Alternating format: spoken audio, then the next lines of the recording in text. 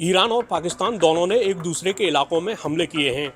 सरकारी मीडिया या सरकार के बयानों को देखें तो दोनों पक्षों से दावे सामने आए हैं कि ये हमले आतंकी ठिकानों पर किए गए, जबकि दोनों तरफ से हमलों में बच्चों की मौत होने के दावे भी सामने आए हैं। तो ये पूरा मामला आखिर है क्या? चलिए अब तक सामने आई हर बड़ी जानकारी से आपको रूबरू कराते हैं। हुआ ये कि हाल ही में पाकिस्तान की धरती पर ईरान के हमले होने की खबर आई। इनको लेकर ईरानी सरकारी मीडिया ने कहा कि ये हमले आतंकी संगठन जैश अल अदल के ठिकानों पर किए गए। जैश अल अदल एक सुन्नी मिलिटेंट ग्रुप है जो पाकिस्तान में पैर जमाए हुए है।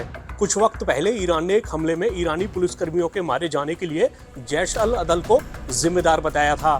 बात पाकिस्तान की करें तो उसने ईरान के हमलों के तुरंत बाद गंभीर नतीजे भुगतने की चेतावनी दे दी।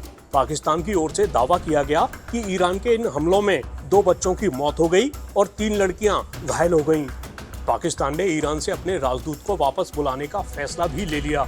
पाकिस्तान के विदेश कार्यालय ने कहा, ईरान द्वारा बिना उकसावे के पाकिस्तान की संप्रभुता का खुल्लम-खुल्ला उल्लंघन किया जाना अंतर्राष्ट्रीय कानून और संयुक्त राष्ट्र के चार्टर के मकसदों और सिद्धांतों का उल्लंघन है।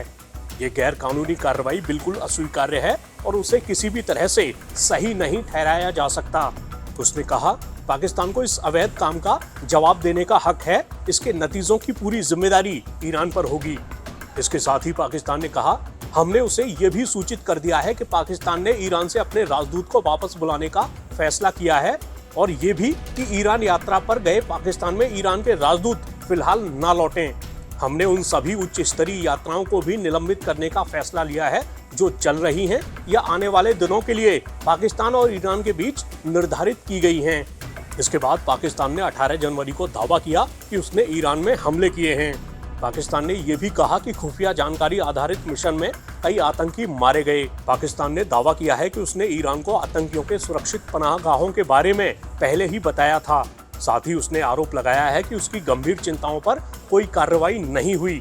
पाकिस्तान ने यह भी कहा है कि वो ईरान की संप्रभुता और क्षेत्रीय अखंडता का पूरा सम्मान करता है, लेकिन उसने ईरान की जमीन पर हमले अपनी सुरक्षा और राष्ट्रीय हितों को ध्यान में रखकर किए हैं। वहीं ईरान में हमलों के बाद मीडिया रिपोर्ट्स में कहा गया है कि इन हमलों में 4 बच्चों और 3 महिलाओं की मौत हो गई। मतलब दोनों तरफ से ही आतंकवाद को निशाना बनाने के नाम पर बच्चों के मारे जाने की खबरें सामने आई हैं।